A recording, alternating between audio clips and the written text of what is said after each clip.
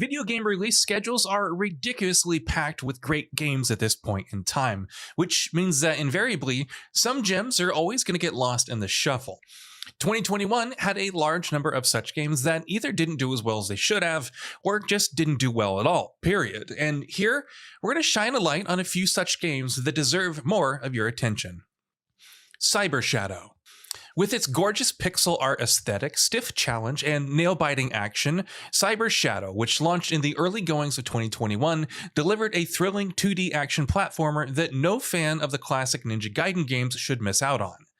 There's been no shortage of indie games that have tried their hand at that particular style of action, and while quite a few of them have done so successfully, very few have touched the same heights as Cyber Shadow. Unmetal. The future of Metal Gear Solid is as uncertain as it's ever been, but while we wait for that next stealth masterpiece to come around, if it ever does, there's plenty else to focus on. 2D stealth action title Unmetal launched in late September, and while one of the game's biggest draws here is its cheeky parodying of Metal Gear Solid, as its name suggests, it's also just a really well-made, extremely enjoyable stealth game. Fans of the genre should check this one out. Neo: The World Ends With You. The World Ends With You fans had to wait an interminably long time to finally get a sequel to the cult classic RPG, but thankfully that sequel was worth the wait. From music and combat to story and its sense of style, Neo: The World Ends With You delivers in all the areas that fans of the first game would have wanted it to, and then some. It's just a shame that Square Enix marketed this game as poorly as it did, because honestly, this is one of the best RPGs of the year.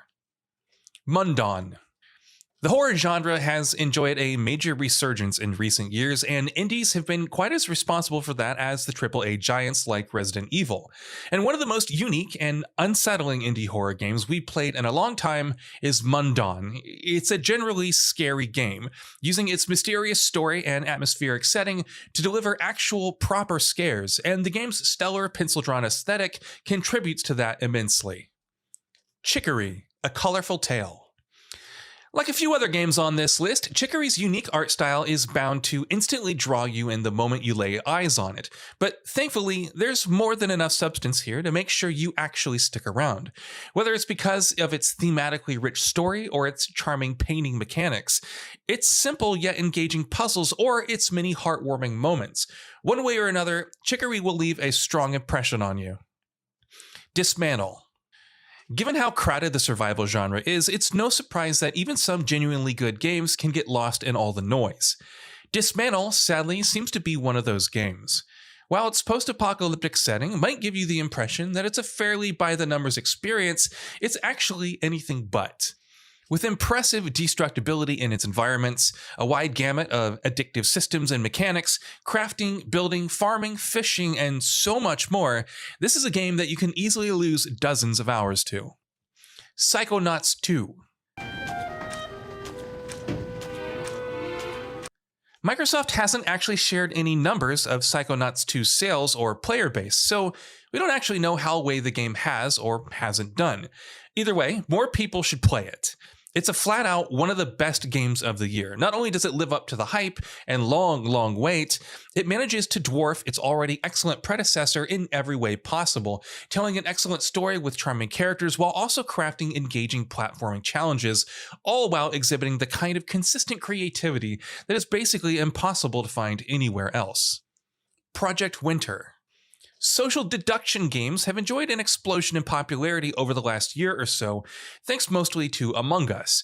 But as much of a revelation as Inner Sloth's game has been, for those who are looking for alternatives, there are some good options out there. One such option is Project Winter, a game that sadly flew under the radar for the vast majority of people, but one that, if you choose to invest some time into it, will not disappoint. It's a little more hardcore and way more demanding than some of its peers, but if this is a genre that you like, it'll sink its claws into you like nothing else. Maquette. First-person puzzler Maquette may not have turned out as good as some might have hoped. And sure, it doesn't stand toe-to-toe with some of the best games in that category, but viewed in isolation, this is a great game.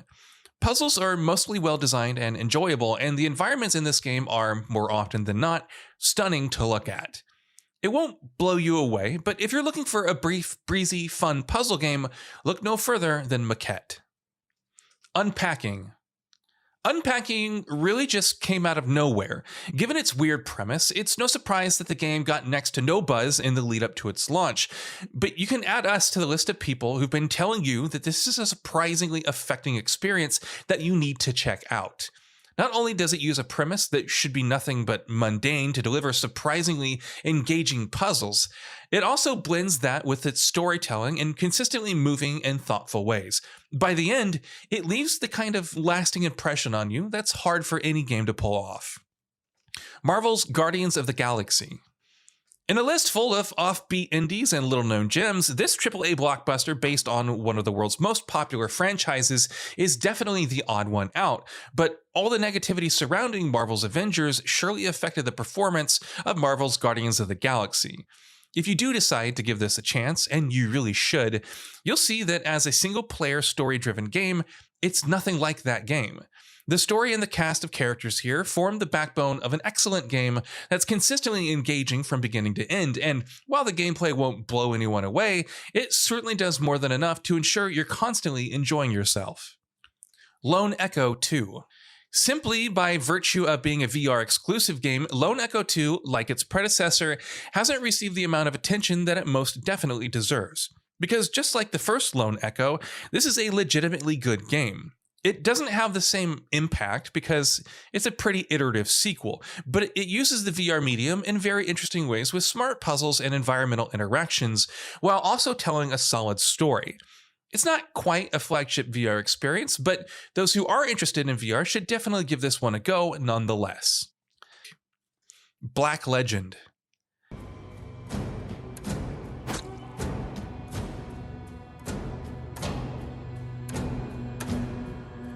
Turn-based tactical RPGs are a dime a dozen, which means there's always so much competing for your attention. Black Legend didn't quite touch any lofty heights when it launched earlier this year, so it's not surprising that it sort of just passed everyone by. But even so, it was a really solid game that deserved more attention. It's a mechanically tight experience that delivers solid, satisfying role-playing, and it's set in a genuinely engrossing setting. If you have a hankering for a more than decent tactical RPG, Black Legend should be high on your wish list. So what are your thoughts on this? Go ahead and share them in the comments below, and if you liked the video, please subscribe to the channel and enable all notifications by clicking the bell icon to get new video updates. We upload every day and would really appreciate your support. Thanks for watching.